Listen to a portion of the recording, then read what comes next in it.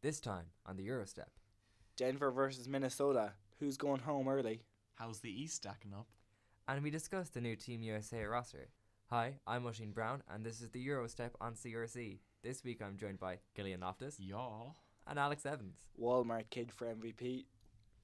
No, it's just... no. Yeah. Yeah. You like that? Nope. Well, in the next week or so we're going to discuss who's the actual MVP, but in the meantime, Stay tuned.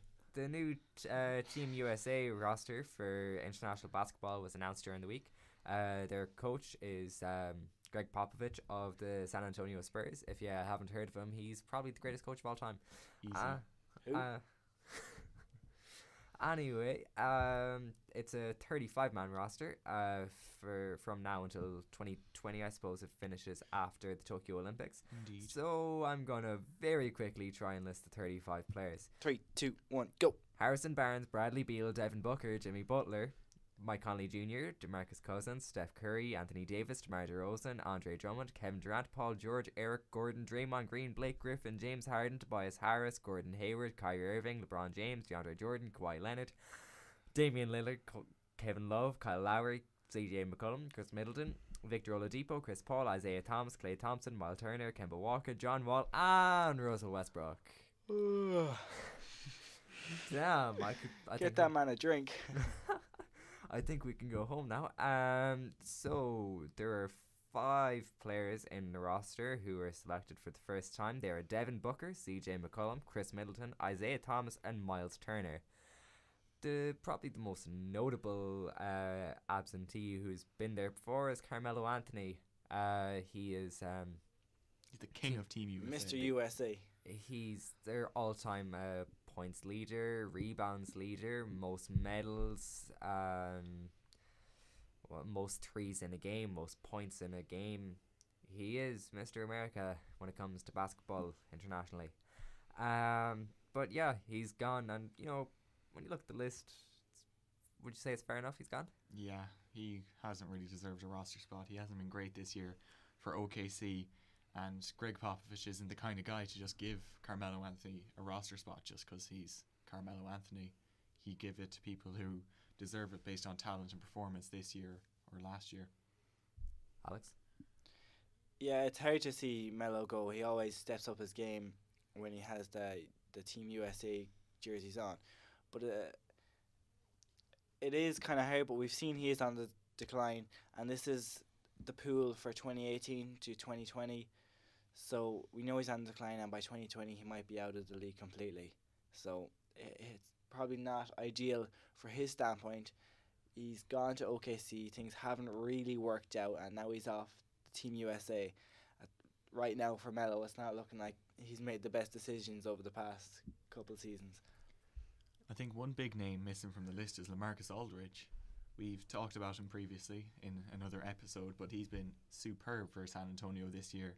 Not going to go into too much detail because, like I said, we've talked about him already. But I think I'd put him in over Miles Turner.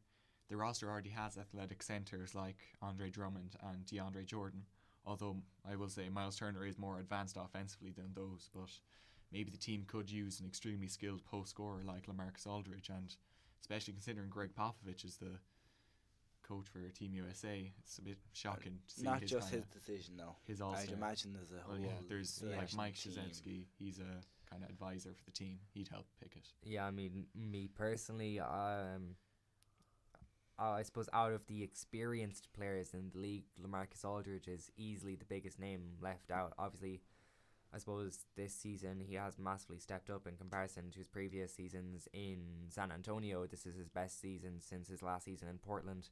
I suppose maybe looking towards the next couple of years, LaMarcus Aldridge isn't young. But then again, that isn't really the strategy that Coach Pop seems to be going with. There's not a single rookie, and Devin Booker is the only sophomore. In the Sophomore? team. Is he not third year? Is he in the third year? Then there's no sophomores either. Damn. Well, he is younger than both potential Rookie of the Year candidates he's this year. 21, right? Yeah, but like I suppose Tobias Harris is in the team, and then the likes of Donovan Mitchell, Jaylen Brown, Jason Tatum aren't in the team. And I'm not trying to single Tobias Harris out, but there are a few players there. I mean, Isaiah Thomas is, I'd rather put someone like Donovan Mitchell in the team. Mitchell could be an all-star by 2020. Isaiah Thomas all the way down. Yeah, the focus, obviously, I think with this pool, it is a 35-player pool. So the majority of this pool, as you call it, isn't even going to matter that much. Next year, there's the World Cup for basketball, but the major focus will be on the Olympics in 2020 in Tokyo. So with that as well, that's 2 years' time. In 2 years, a lot of these younger guys will have come up, and the likes of Devin Booker could be a top player. And even some of the players like that you think would be locks, like LeBron James. Like we've seen, and it's almost proven, I think, that LeBron James is a bit of a robot. But anything can happen if he gets one slight injury. He could be slowed down in 2.5 years. We saw with Kobe in 2014. He was still one of the best players in the NBA. Tore his Achilles, and then he was pretty much retired a few years later. But you mentioned, guys, Donovan Mitchell. He's been amazing for the Jazz. I think the only reason he didn't really get in is because there's so many good American guards like Curry, Westbrook, Paul, even Harden, younger guys like Victor Oladipo and Booker. And what Oladipo has shown, he deserves so much more to be in. Oh yeah, definitely. I feel like he's earned it more. Mitchell has had one good season. Yeah. One good full season at this stage. If he improves himself in the playoffs. Although quickly, I don't think he'll be too upset, Mitchell, about missing it. We've seen before that younger guys aren't really inclined to get in. Even LeBron James back in 2004 Olympics, he barely played. He rode the bench because he was only in his second year. So, as we've seen a lot of time with Team USA, they kind of like to go for them more experienced players, and we'll no doubt see Mitchell in a USA jersey one day. The 35 players represent 20 NBA teams. That means 10 teams don't have any representation. I think maybe one or two teams might feel a little bit hard done by. I think, a couple of players in Denver are playing good basketball at the moment. Gary Harris, Jamal Murray. Jamal Murray. I mean, that's only one of the 10 teams who don't have any representation. I know Miami don't have any representation. I think the rest. Milwaukee. Oh no, they have Chris Middleton. I think Miami are the only playoff team this season not to have representation. Check on the flight. On the way, I think a team that maybe could have gotten some representation, as crazy as it sounds, the Orlando Magic. Aaron Gordon's been brilliant this year. Aaron Gordon's in it, No, Aaron Gordon is not in this team. Eric Gordon. Eric Gordon's in it. Aaron Gordon could easily make it. He's been great this year, averaging 17 and 8. Granted, it is in Orlando. His stats are a bit inflated, but he can guard every position and is arguably the most athletic player in the NBA. And specifically in international ball, nobody would be able to guard him with how athletic he is, especially with his improved jump shot this year. I think he's a bit of a snub, but he'll make it in years to come when the next roster rolls around in about 2022. That kind of time around. Utah Jazz. I have no representation. New Orleans do. They have Anthony Davis, Marcus Cousins. That's about it. Then OKC have Westbrook. George, I think made it. Yeah. But San Antonio might not, depending on the Kawhi Leonard situation this summer. But that's. I'd imagine if Kawhi Leonard is not in that team, one of those other players probably will end up in San Antonio in his place. That there's a good cheeky chance. CJ McCollum trade. Oh, interesting. But the Heat again continuing to get overlooked as the playoff team without the USA representing. They did. As a Heat fan, I don't think any other player deserves to be in the Heat. No. Thank you. They're one All-Star Slovenian, so. Yeah, so I suppose we're no experts on international basketball, but look, obviously USA are overwhelming favourites whatever competition they roll into. But are there any other countries we might be able to look out for? Slovenia on the way up. They did pretty well, and I think Eurobasket was the most recent competition they were in. They did well with the combination of Goran Dragic and the young star Luka Doncic. We've talked a lot about Real Madrid's star. I think he's declaring for the draft. I don't think he's officially done it yet, but he should, basically. Okay, but calm down and remember that Goran Dragic was MVP and dropped 30 plus, 35, I believe, in the finals. Dragic? You got Like he's Gotta on the throw way some down. more Doncic respect. is going to come back up. Okay, come on. Yeah. Another team I think you have to look at is Australia. Australia. To be fair, with Ben Simmons, last time in the Olympics, they were a very exciting team to watch with guys like Paddy Mills, Joe Ingles, not big name players at all, Still NBA good players, international ball. They're They've big Aaron name Baines players as and well. such. Don't forget Aaron Baines. He said Aaron Baines. But their team, they shoot a lot of 3-pointers. They're fun to watch. And when they were playing USA, they kind of put up a bit of a fight. But if you throw Ben Simmons in there as well, he'll only make them all so much better around him. He'll make role players even look better, like the likes of LeBron James. Bunch of shooters. You said they shot a lot of threes. Ben Simmons is the perfect guy, an elite passer like him. Yeah, Ben Simmons only missed the Olympics because of his injury, which Yeah, was he wouldn't unfortunate. have Matthew Dellavedova was also brilliant in the last Olympics. Blast from the past. Who remembers him? Delhi. Like Australia, I suppose, yeah, they aren't the best team. They don't have the best players, but you know, I suppose They that's, play as a team. They look. I did watch a good bit of the Olympic basketball, and they were brilliant to watch.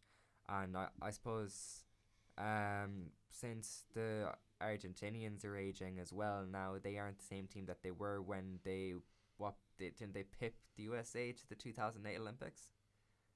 Or- I think yeah. so. No, in the 2008 Olympics. The Redeem team.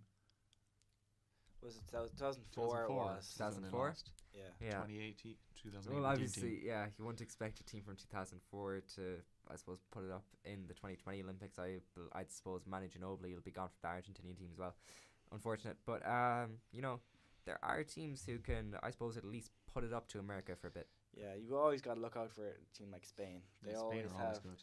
them EuroLeague players that either have kind of been in the NBA or floating around the NBA. Obviously, they have the two Gasol brothers. They're aging now, so they won't be as good. But they always have these EuroLeague players that just play well. They stand up to America. They just really want to win. Guys like Rudy Fernandez. Sergio Rodriguez. Sergio. Does he still play? I don't All know. these Spanish names. as you What country is Milos Teodosic from? Not a clue. Croatia, Croatia. I think. Was it Croatia who had the Jordan Brand team at the Olympics? I'm pretty sure there's a Jordan Brand team at the Olympics. Not a clue. Anyway, yeah, I think that's enough to talk about. That shows our A international competition Knowledge. that we don't know much about, but we know Team USA are going to win bar a miracle. Moving on, it's every team in the NBA has played either 80 or 81 of their 82 games, which means we almost know what the playoff brackets are going to be. But there is still one. Well, there's a few very good games, but one massive game. And that's the Denver Nuggets against the Minnesota Timberwolves. They are currently 8th and 9th respectively in the conference, and it's a winner-takes-all game. They have the same record going into the game. This is their only game they have left, and well, whoever wins is going to the playoffs, and the other is going to be watching the playoffs from their own home. Unfortunate for whoever loses. So I'll start with you, Alex. What do you think? What's going to happen? Yeah, I definitely think it's going to be a whopper of a game. Yeah, I said the word whopper of a game. Okay. If the Wolves make it, it'll be the first time they break the playoff plane since 2004, where ironically they played Denver and beat them and got to the Eastern Conference Finals. And for Denver, it'll be the first time they'll be back in the playoffs in 5 years since they lost to the Warriors in their first round. This season has kind of been up and down. We've had a lot of good close games between these two teams. They're evenly matched. Minnesota are 2-1 this year versus Denver. They won 112 to 104, won by 3 points, 128 to 125 in overtime, and then Denver won their game 100 to 96. But that was without Butler and Gary Harris. But now coming into this game, Denver have won 6 straight to put themselves in this position. It was looking unlikely, and then they had that big win against the Bucks later on, and they've won 6 straight since then. Gary Harris, one of their key members, have returned on Monday in a close win to set up this game on Wednesday against the Blazers. So it's definitely going to be an exciting matchup. I think Denver are kind of out to prove a point, with Jamal Murray and Gary Harris saying that they're one of the best backcourts. They definitely want to show it, because Minnesota are kind of put out there as a super team as such, and Denver are overlooked, in my humble opinion. Yeah, there's a lot of pressure on Minnesota, I think, to win this game and make the playoffs because they obviously made the trade to obtain Jimmy Butler in the last year's off season, and everyone said they have to make the playoffs this year. We've been saying it for a while. Oh, they'll make the playoffs this year. Well, it never happened with Towns and Wiggins. They were sitting in the 4 seed for the majority of the season. Yeah, that's before the Butler injury, which that's was worth noting. But either way, they still have a lot of pressure to make the playoffs, while the Denver Nuggets have none really. There's no pressure on them to make the playoffs. People didn't expect them to make the playoffs at the start of the year. They thought they'd be a lottery team. Well, I mean, last year they were kind of in the same position. They were fighting for that 8th seed, and I believe they finished 9th seed as well last year with that young team. But the young team is kind of coming on a bit since, and the Wolves are 500, I think, since the All-Star break. Not good. No. Yeah, look, it looked like a very daunting task with 8 games to go for the Nuggets to qualify for the playoffs. There, I suppose the general consensus was, we'll probably have to go 7-1 from these last 8 games. And, looking at the schedule that they've had, nobody would have thought that they'd be this close. But they're there, and I believe the game is in Minnesota. I think it's Denver.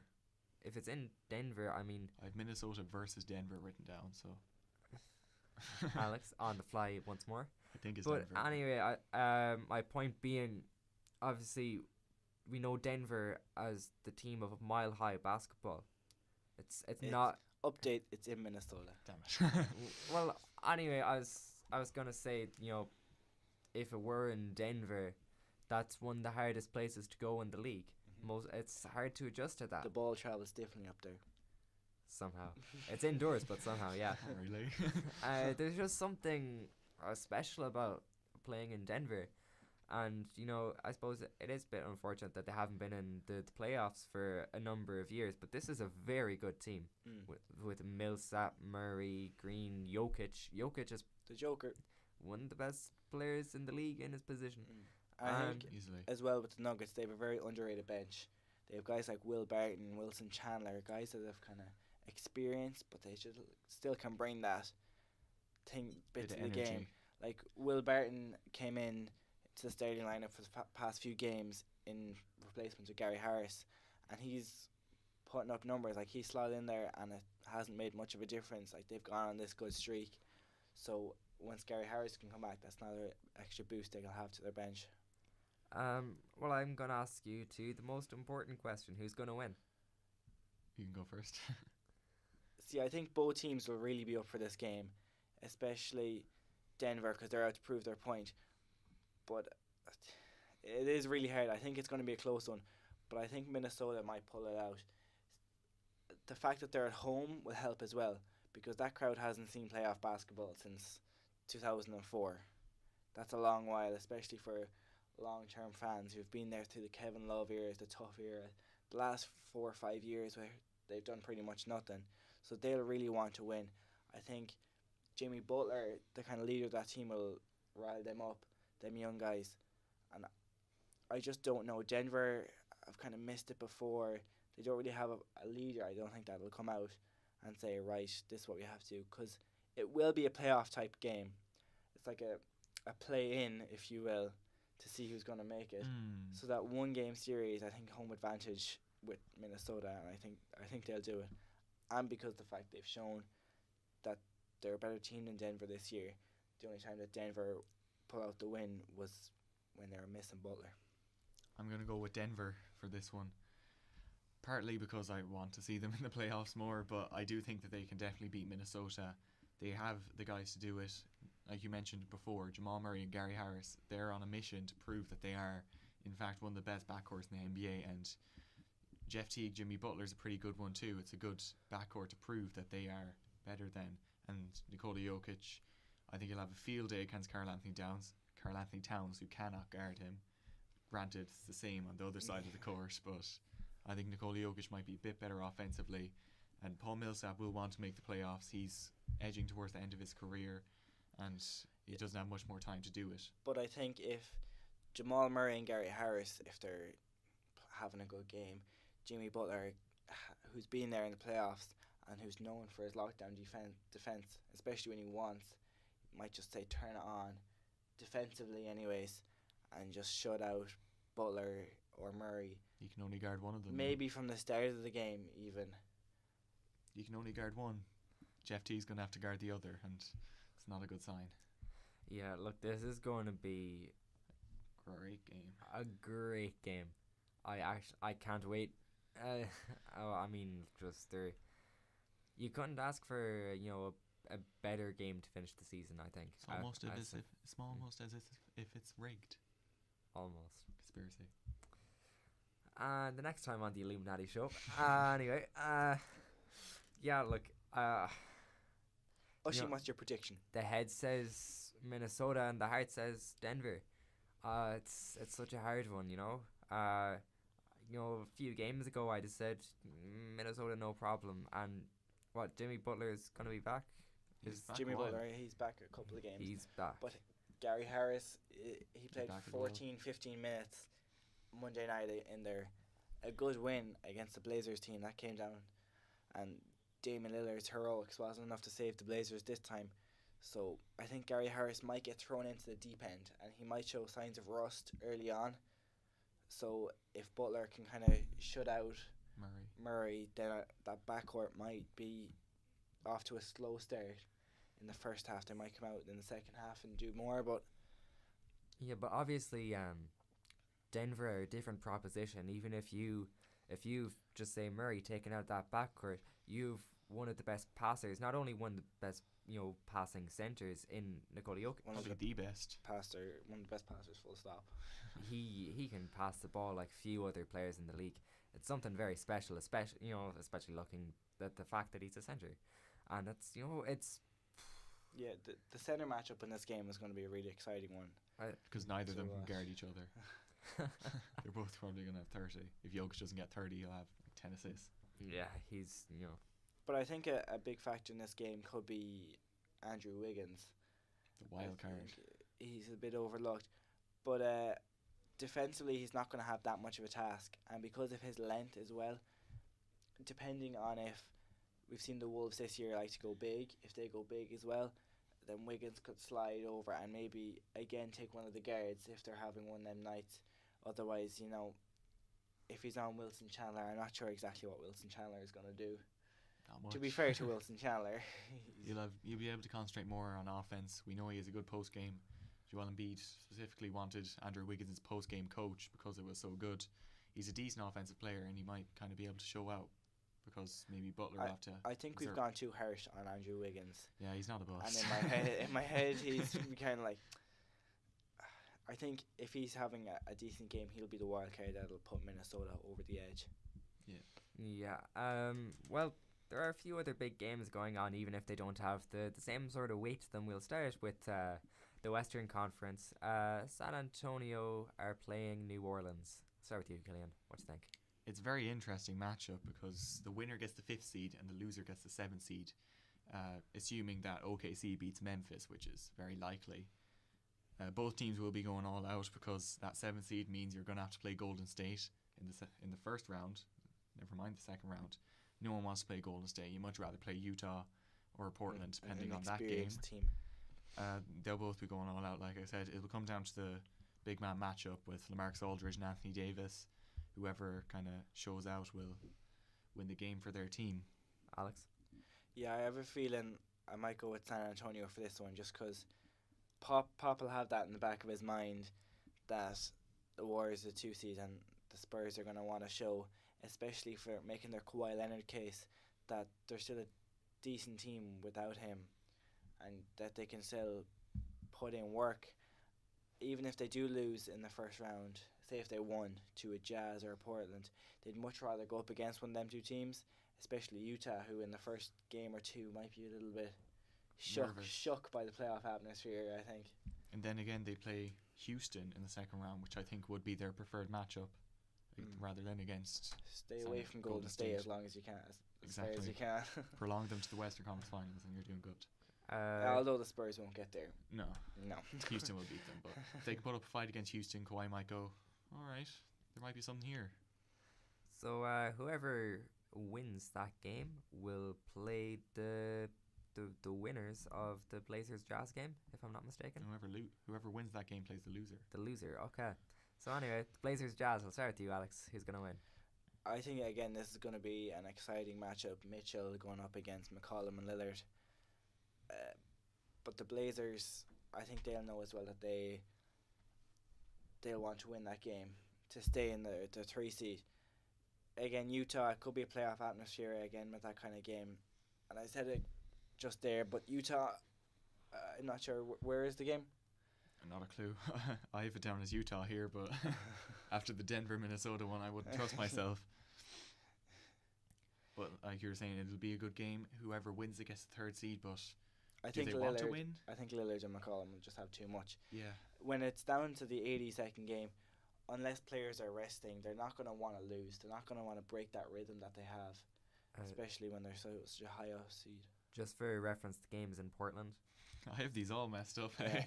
And Portland are a crowd that usually they like to get loud, and going up against a Jazz team that they're in this fight with, they'll definitely want, and I think they will pull out the victory in this one. The only thing is, would either Portland or Utah maybe kind of intentionally lose to get the 4th seed? Because Golden State are holding that 2nd place. I don't know. Regardless, do they have any preference over I think Golden Portland State, and Utah, at the minute for those two teams, anyone outside Houston and Golden State isn't looking towards the 2nd round. From 3 through 8, they're focused on their 1st round matchup, and they just want to get through that 1st round. So they're not going to intentionally lose, I don't think, or rest players to throw them out of rhythm. If you say, as a coach, you want to lose, players don't intentionally lose. We know that. NBA players are too competitive to want to lose. If it was the coach's decision that they wanted the lower seed, then guys like Lillard and McCollum wouldn't play, or they don't play 15 minutes. The rest might be good, but if they're out of rhythm again, because it's already a long enough break, and if McCollum and Lillard haven't played since Monday night, and then it'll be over a week almost once they get into games again. So you want to stay in rhythm, stay in the game. Yeah. At the end of the day, Houston or Golden State, they're both incredible teams. I think both teams are just going for the higher seed more than anything else. Yeah, I suppose we've a similar sort of story in the Eastern Conference. There are 3 teams at the bottom of the playoff standings: Milwaukee, Miami, and Washington. And I don't know if the players are thinking about it, but the fans are thinking of trying to grab that 7th seed so you can play the crippled Boston. That's what we want. The injury riddled Celtics. That's what we want. Keep so thinking. Sleep on us. It's a tough one to predict, but there are 3 big games that are more or less going to decide it, and I'll start with Miami are at home against the Toronto Raptors. Alex? Yeah, again, there's so many good games. It's like Christmas Day. You always save the good games for the end of the season and Christmas, but both teams will be up for this. As in the Western Conference, I don't think Miami would be looking to lose the game to try and nab that 7th seed. You want to be as high up as possible. So, and going up against the Raptors, a team that you could potentially face in the 1st round if you're Miami. They're currently sitting in the 7th seed, but if things go, well, the right or wrong way, you could say, they could match up against Toronto in that 1st round, and they'll want to show. See, it's a difficult one because they won't want to show all their cards if they are going to play, but they'll want to put up a fight and show that they can beat a bigger team in the Eastern Conference like the Raptors. Yeah, it's an absolute must-win for Miami if they want the 6th seed or don't want to fall to the 8th seed and play Toronto in the 1st round. I'd say Toronto are quite likely to maybe rest some players and save them for the playoffs. Because they're guaranteed regardless. Yeah, unless they're going for 60 wins, but that's a bit naive of them. They're on 59 right now. They might want to go for 60 wins just so they can say, we got it, but... Well, we saw when the Warriors did that a couple of years ago. That ruined them for the finals. Yeah, and the Raptors already have the franchise record now, I believe. Yeah, but 60 is a nice number. Yeah, I suppose. I don't think they should go for it, though. I think they should just rest their players and prepare for the playoffs. Even if they play them the first half and things not going to plan, Yeah, giving the second half off even just. And obviously we've mentioned it in the last episode. It's a tough place to go to to Miami. Definitely, yeah. They're on fire at home at the moment, and even if Toronto put out their best team, it's still going to be a difficult game. Even though Toronto are the better team, this is the Miami team who are on form at home. If it was in Toronto, you'd say, well, Toronto are going to win that unless they rest. They don't play DeRozan at all. Probably leave Kyle Lowry out as well. But it's going to be a good tough game. Place to go. It's going to be a The good Triple game. A. Yeah. The next Arena. game, Washington are at home against Boston. Killian. It'll be an interesting game. It's Boston should be resting. I hope that they rest their players because they've nothing to play for. They're locked into the second seed anyway, and we're also quite crippled at the moment. This is a must-win for Washington if they want to leapfrog Miami for the 7th seed. It's also worth noting that they're playing Orlando. They're one of the few teams with 2 games left in the season. If they want to get the 7th seed, which I'm sure they do, they have to win both. If they win both, they have to bank on Miami losing to Toronto to get that 7th seed. I wouldn't be surprised if Washington beat Boston. Like I said, we're probably resting, we're injured and all that, and Washington will want to go out and get that 7th seed. I wouldn't be surprised, and they should beat Orlando on, I don't know what day. Tonight, I'm presuming. Or Tomorrow night. 11th of April. Tonight they're playing Boston tomorrow night. It will be tough on the back. Tomorrow night is the last night. Yeah, Killian just mentioned it there. I wouldn't bank on them winning both games. They're too. Obviously, Boston won't be the easiest of games, but if they rest, it'll make it a lot easier. But a team like Orlando, people at this stage of the season think they're a walkover, but they're really not. Yes, they'll be resting some of their better players, but the guys they bring in are no names, people say, but they are so hungry when they come in. When they finally get their opportunity, it's always around this time of the season. And we've seen guys like Quinn Cook, even, who got the call off, now wasn't the same situation. Yogi Ferrell a few years Yogi Ferrell. Guys like that just come in, they get their one chance, and they want to make it big. There'll be a lot of younger guys for Orlando playing, I'd imagine, and they'll be so hungry and they'll want to come in. And Washington might be kind of eyeing up that Boston game and, taking a back step, and then Orlando could jump them. Yeah, this does a division title matter? No. Like when you think of let's say Dwayne Wade, you don't think he won 8 division titles in his career. I don't know how many, but no one cares. No one thinks about that kind of thing. They're hung in the rafters, but no one cares. Because the GMs and the owners might think about it, but I can't imagine the players are dying to get out there to win a division championship. Because division title. Obviously, Miami and Washington, they're both fighting for. Well, I suppose Miami can still finish 6th. I don't think Washington can, but just say if those two are fighting for 7th and 8th, whoever finishes on top wins the division as well. So might be a bit of bonus for coach. Might get a pay bonus if they win the division. Not sure. Yeah. So. But either way, they're locked into the playoffs anyways. Yeah. I don't think John Wall and Bradley Beal are going to go out there and kill themselves to try and get the 7th seed. Finally, the Bucks are away to the Sixers, and obviously, if Milwaukee win this game, they are guaranteed the 6th seed to play probably Philly again in the first round of the playoffs. So I'll start with you, Alex. What are your thoughts on this game? Yeah, this will be a big game. Obviously, Philadelphia still on their major streak. They'll want to finish the season strong and go into the playoffs strong with a focused mindset, knowing exactly what to do. If they have a slip up here against Milwaukee, they might try and reconsider, try different things. They want to keep playing the same ball they're playing. And honestly, I think it will be quite a task for Milwaukee to beat this Philadelphia team with so much confidence. I think they will roll into the playoffs with their streak still going strong. Yeah, it's a important game in terms of seeding. Both teams have to win if they want to secure their seeds. It's looking unlikely, but the Cavs still can take back the 3rd seed from the Sixers, especially if they lose against Milwaukee. They'll be tied at 50 wins and 31 losses. It'll depend on the last game of the season, although the Sixers will then be playing Atlanta, so it's looking likely that they'll win that. But Milwaukee, they will try and win this so that they can get the 6th seed. If they lose and Miami beat Toronto, they'll drop to the 7th seed. And although that might look like a bit more favourable of a matchup, I don't think they'll be necessarily trying to do it because it's a lot to bank on. They're going to go out, try and beat Philadelphia, but after winning 14 in a row, you mentioned about their confidence and all that, it'll be a tough task with how well they're playing. And it's in Philadelphia at home.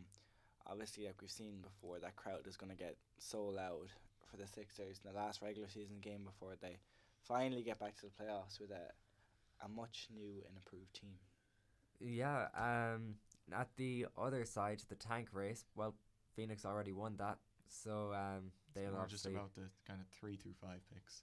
Yeah. Pretty sure there's 3 teams on 24 wins right now. I think Orlando, Atlanta, and some Western Conference team have 24 wins. So they're racing for the 3rd pick. Yeah, obviously, it doesn't have the same ring as the number 1, and obviously the lottery can, throw a few surprises. Obviously, we've seen Cleveland get possibly lucky, possibly pay their way to number 1, depending on who you ask. Phoenix get unlucky as well. Same as Chicago. Phoenix gone unlucky the last few years in the lottery, so they'll be hoping. And obviously there's so much talent at what we believe to be the one or the 2 picks in Doncic and Ayton. Even Marvin Bagley, Michael Porter Jr. Yeah, the top 3, 4, even 5, top 5 picks are going to be so valuable this year. Yeah, well, some people are projecting Doncic outside the top 5, but ain't gonna happen. You heard it here crazy. Make sure to listen to the Eurostep to get your latest draft news during the... As it happens, Not really. Well, more or less. Michael Bridges we're declared today. We will be doing Villanova, 5 minutes. We will be doing Wildcats. 5-minute segments during our playoff episodes, aiming towards the NBA draft. 5 minutes on each player. Don't know how far back we'll go, but you will get some in depth. All the lottery picks. I can tell you one thing: LiAngelo Ball ain't gonna be in it. We'll see. Not a chance. Maybe if we're running dry last episode. On that note, it's time to say goodbye. We're going to have something special next time round with our playoff preview. Buzzing. Anyway, until next time, make sure to check us out on Facebook, Twitter, Instagram. We are at Team Eurostep. Make sure to hit that subscribe button and like us too on Facebook. YouTube. You're watching us on YouTube, I hope. You better be. And if you enjoy our content and you may feel slightly threatened by what Alex just said, we are Team Eurostep on Patreon, so please support us. As little as €1 a month helps immensely. Or else. Just stop. Let him do it. Until next time.